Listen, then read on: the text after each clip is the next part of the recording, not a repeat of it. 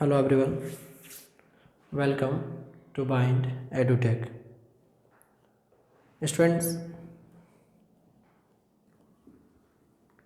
Class 12th का जो unit 8 है जिसका सेकंड पार्ट है न्यूक्लियाई, पूरा नाम है एटम्स एंड न्यूक्लियाई, तो जो सेकंड पार्ट है न्यूक्लियाई, आज उसमें हम लोग डिस्कस करेंगे about the nuclear reactions.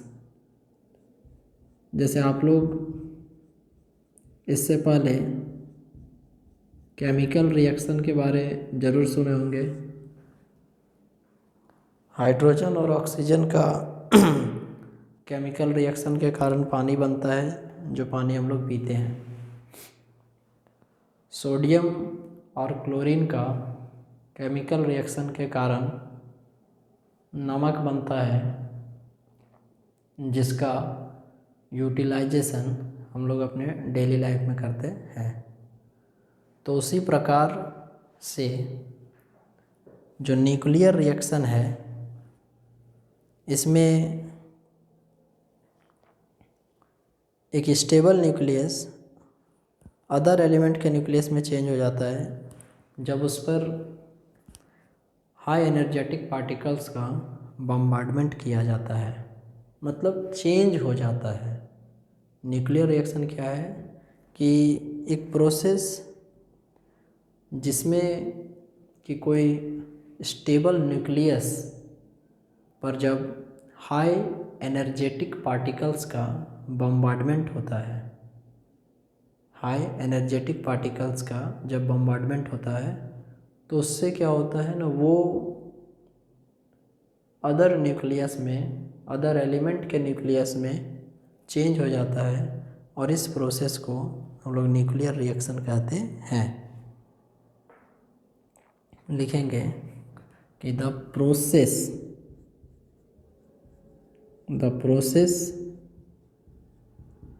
in which a stable nucleus changes into nucleus of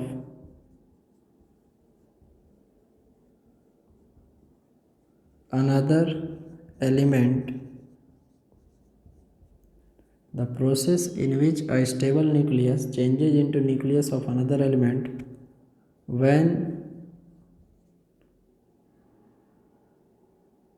high energetic particles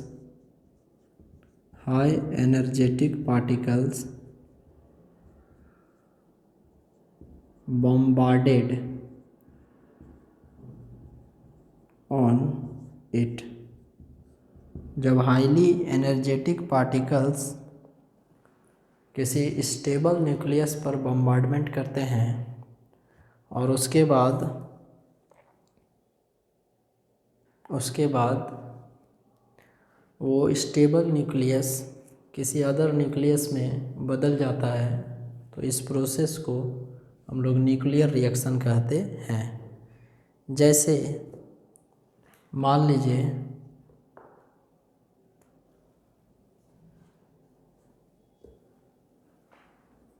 कोई स्टेबल न्यूक्लियस है ए, और इस पर एनर्जेटिक पार्टिकल्स ओ का बम्बार्डमेंट होता है, तो ये बन जाता है बी प्लस लार्ज अमाउंट में हीट को बाहर निकालता है। जैसे aluminium atomic number 13, mass number 27 पे जब हाईली एनर्जेटिक अल्फा पार्टिकल्स का बम्बार्डमेंट होता है 24, तो देन ये बदल के आपको बन जाता है सिलिकॉन एटॉमिक नंबर 14 से 30 plus positron plus neutron. Actually किसी भी न्यूक्लियर रिएक्शन में कुछ लॉ होते हैं जो स्ट्रिक्टली कंजर्वेशन को फॉलो करते हैं। उनमें से कुछ नाम मैं आपको बताऊंगा। That conservation of mass, conservation of charge, conservation of linear momentum and conservation of angular momentum. इसमें लिखेंगे following conservation laws, following conservation laws holds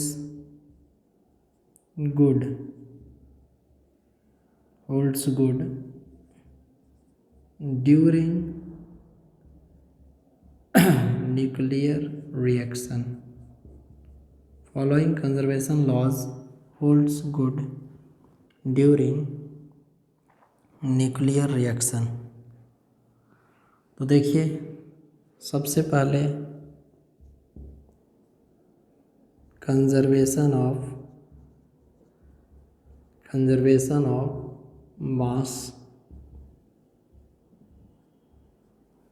law of conservation of मास मतलब कि न्यूक्लियर रिएक्शन होने से पहले का टोटल मास तथा nuclear reaction होने के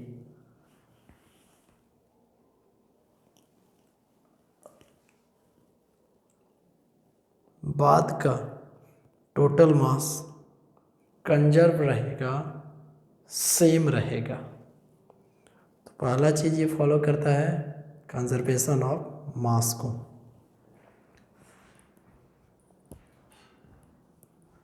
second one conservation of charge,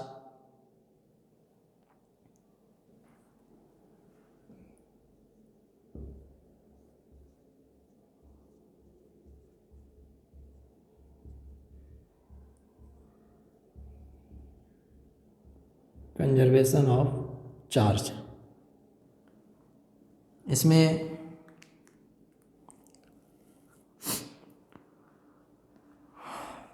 आप जो बोर्ड पर अभी एक न्यूक्लियर रिएक्शन लिखा हुआ है उसी का एग्जांपल लेकर देखें कि जैसे रिएक्शन होने से पहले जो मास था 27 + 4 that is 31 and after the reaction 30 + 0 + 1 that is 31। तो रिएक्शन होने से पहले और रिएक्शन होने के बाद जो मास है वो आपको एज इट इज़ सेम मिलने वाला है। मास में किसी भी प्रकार का कोई बदलाव नहीं होगा। एंड जो नेक्स्ट चीज़ है that is your conservation of charge. तो आप देख सकते हैं कि रिएक्शन होने से पहले और रिएक्शन होने के बाद, रिएक्शन होने से पहले और रिएक्शन होने के बाद जब चार्ज को देखा जाएगा तो जो चार्ज है वो भी कंजर्व रहता है। जैसे देखिए, जो एटॉमिक नंबर होता है वो number of protons also number of electrons को बताता है। तो जैसे यहाँ 13 लिखा हुआ है तो इसमें नंबर ऑफ इलेक्ट्रॉन्स 13 है, उसमें 2 लिखा हुआ है तो नंबर ऑफ इलेक्ट्रॉन्स 2 है। Before the nuclear reaction total number of electrons is 15 and after the nuclear reaction आप देख सकते हैं 14 + 1 + 0। तो उसको यदि आप जोड़ते हैं देन दैट इज़ R 15। तो न्यूक्लियर रिएक्शन होने से पहले और न्यूक्लियर रिएक्शन होने के बाद जो चार्ज का कंजर्वेशन है उसको ये फॉलो करता है। तीसरा चीज़, conservation of linear momentum. Nuclear reaction होने से पहले और न्यूक्लियर रिएक्शन होने के बाद जो लीनियर मोमेंटम है वो कंजर्व रहता है। जब रिएक्शन होने से पहले का लीनियर मोमेंटम और रिएक्शन होने के बाद का जो लीनियर मोमेंटम है वो कंजर्व रहेगा। तो ये आपका हो गया थर्ड। और कौन कौन सा चीज़ है जिसको वो होल्ड करता है?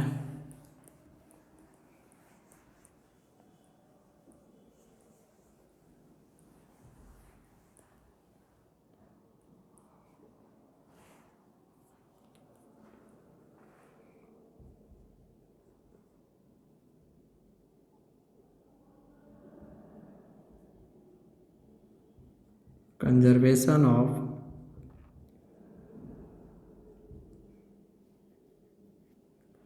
Angular momentum. Conservation of angular momentum. Reaction होने से पहले और रिएक्शन होने के बाद किसी भी न्यूक्लियर रिएक्शन में सिस्टम का जो टोटल एंगुलर मोमेंटम रहता है वो कंजर्व रहता है।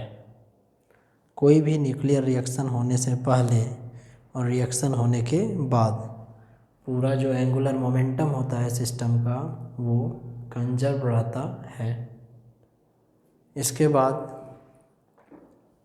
एक और चीज़ है,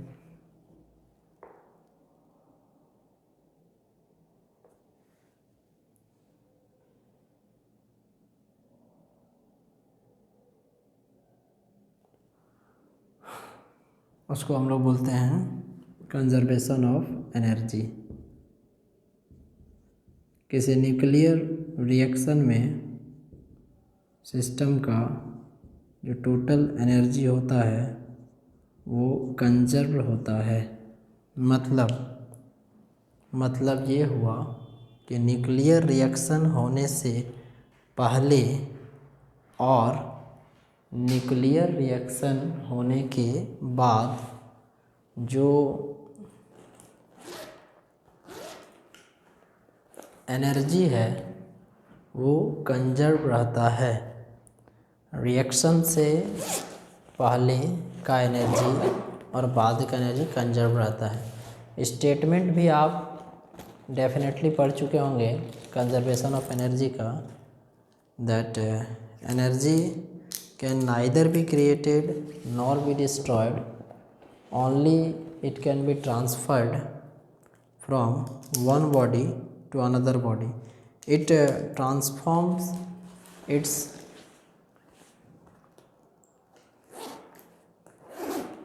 बॉडी, मतलब एनर्जी एक बॉडी से दूसरे बॉडी में ट्रांसफॉर्म करेगा, उसका रूप चेंज होगा लेकिन उसका वैल्यू में चेंजिंग नहीं आएगा। तो ये सब आपको न्यूक्लियर रिएक्शन का कुछ तरीके हुए, कुछ स्टेटमेंट्स। और अब हम लोग देखेंगे न्यूक्लियर रिएक्शन के कुछ types of nuclear reaction.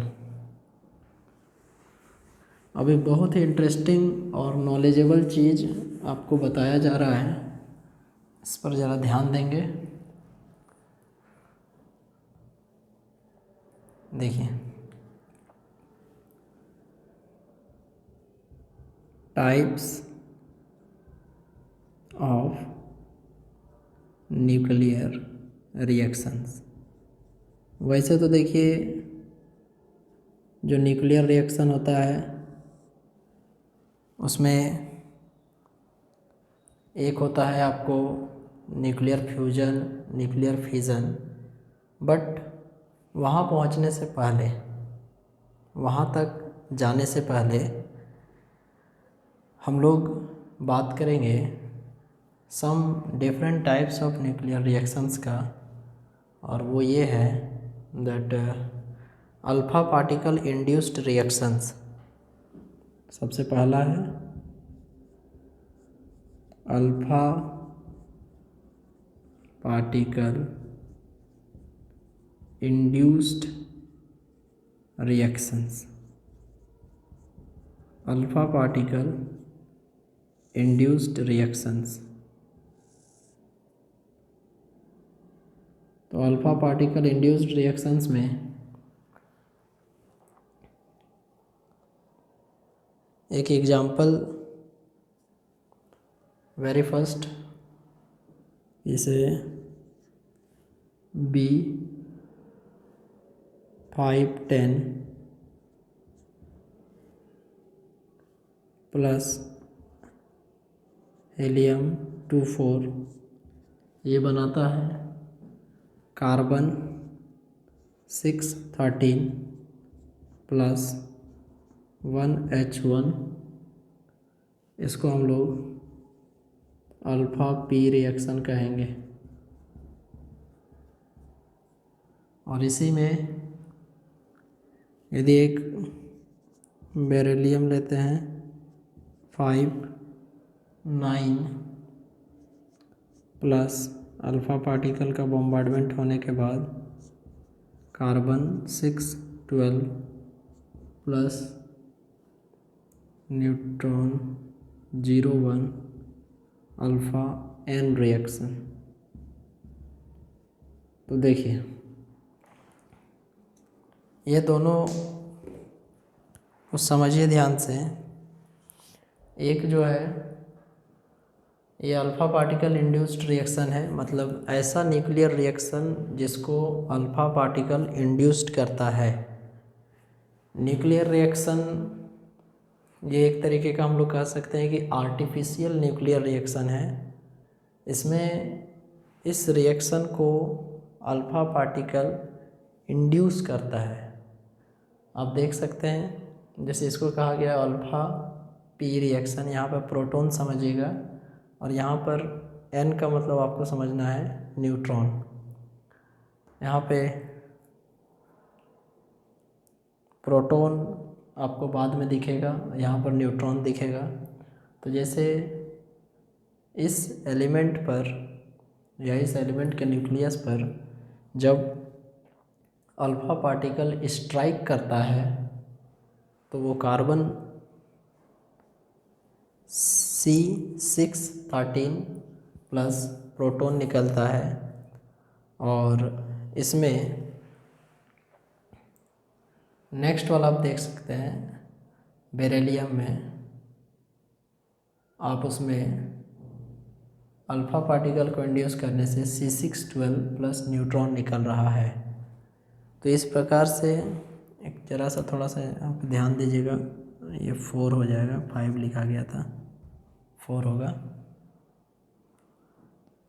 This is alpha P reaction and this is alpha N reaction. अगला है deuteron induced reactions. Next one deuteron induced reactions. Deuteron induced reactions क्या है, इसका एग्जांपल देते हैं oxygen 816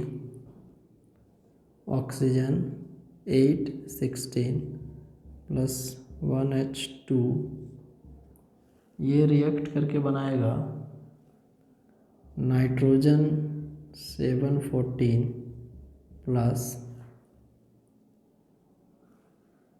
He24 deuteron alpha reaction.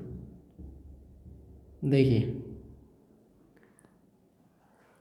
Hydrogen के जो 3 isotopes होते हैं 1H1, 1H2, 1H3, usually we say that protium, deuterium और ट्रिटियम। तो एक ऐसा न्यूक्लियर रिएक्शन जिसको ड्यूट्रॉन इंड्यूस करता है, उसको हम लोग ड्यूट्रॉन इंड्यूस्ड रिएक्शंस कहेंगे। और इसमें हम लोग जैसे आप देख सकते हैं ये ऑक्सीजन 8-16, और जब इसमें हम लोग ड्यूट्रॉन पार्टिकल्स को बम्बार्डमेंट करवाएंगे तो उस समय यहाँ पर आपको एक नाइट्रोजन 714 प्लस हीलियम 24 ये बनेगा, और इसको ड्यूट्रॉन अल्फा रिएक्शन कहेंगे। और इसी में अगला रिएक्शन है कार्बन 612 प्लस H12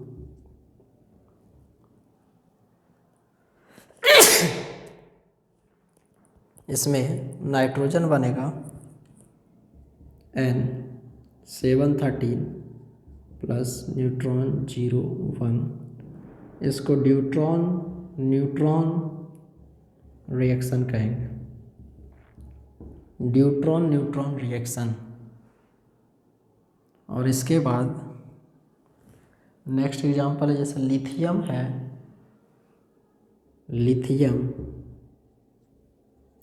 इस पर यदि कोई ड्यूट्रॉन बम्बार्डमेंट करता है तो फर्दर ऑन ये आगे जाके आइसोटोप में चेंज होता है और प्लस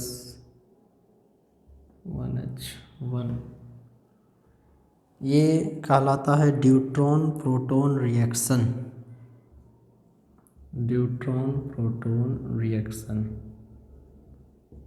देखिए ये 3 रिएक्शन हम लोगों ने देखा जो कि ड्यूट्रॉन के इंड्यूस करने से हो रहा है।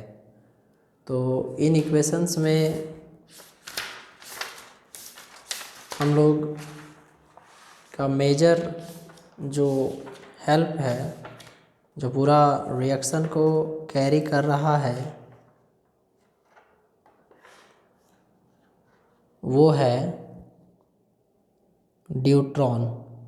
एंड फर्दर ऑन जो प्रोडक्ट में टर्म्स आ रहा है उसके अनुसार हम लोग नेमिंग कर रहे हैं। जैसे आपने देखा कि वेरी फर्स्ट स्टार्टिंग में you have the alpha particle, that's why that is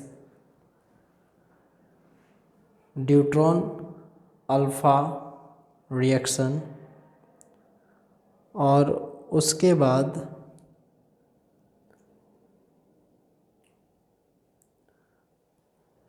next में आपने देखा न्यूट्रॉन आपको प्रोडक्ट के रूप में एक मिल रहा है, तो that is neutron reaction. Proton मिल रहा है तो प्रोटॉन रिएक्शन।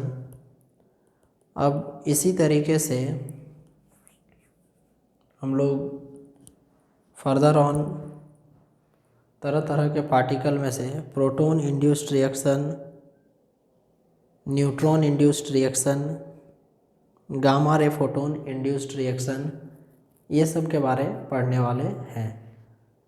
और ये जो नेमिंग है वो किस आधार पे दिया जाता है, इसको जैसे अल्फ़ा पी रिएक्शन इसलिए कहा गया क्योंकि यहाँ पर इसको आप प्रोटियम कह सकते हैं, आ रहा है, यहाँ पे न्यूट्रॉन आ रहा है, एंड फर्दर ऑन यहाँ अल्फ़ा पार्टिकल आ रहा है। तो पहले किसको लिखना है ना, पहले उसको लिखना है जो उस रिएक्शन को करवाने के लिए जिम्मेदार है। यहाँ पे अल्फ़ा क्यों लिखा गया, क्योंकि ये अल्फ़ा पार्टिकल इंड्यूस्ड रिएक्शन था। इसीलिए पहले हम लोग यहाँ पे अल्फ़ा लिखे, और बाद में जो बनेगा जैसे प्रोटियम बना तो अल्फ़ा प्रोटियम। अल्फ़ा पार्टिकल ने रिएक्शन को करवाया, प्रोडक्ट के फॉर्म में न्यूट्रॉन मिला तो अल्फ़ा एन रिएक्शन। सिमिलरली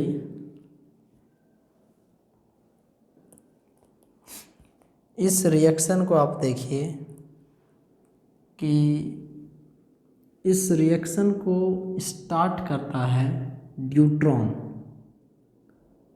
और जो बनना था स्टेबल न्यूक्लियस चेंज होके जो अदर एलिमेंट का न्यूक्लियस बना वो, बट फाइनली उसके अलावा हमें क्या मिला, तो ये जो मिला, इसीलिए इसको ड्यूट्रॉन अल्फ़ा रिएक्शन कहते हैं। अगेन ड्यूट्रॉन को इंड्यूस करवाया गया, ड्यूट्रॉन ने रिएक्शन को कैरी करवाया, न्यूट्रॉन पार्टिकल्स का बम्बार्डमेंट हुआ एंड फर्दर ऑन हम लोग को न्यूट्रॉन मिला, तो ड्यूट्रॉन न्यूट्रॉन रिएक्शन। उसी तरह जब लिथियम पर ड्यूट्रॉन इंड्यूस्ड होता है, ड्यूट्रॉन का बम्बार्डमेंट होता है, तो हम लोग को बाई प्रोडक्ट में यहाँ पे प्रोटियम मिलता है, तो then that is called neutron proton reaction.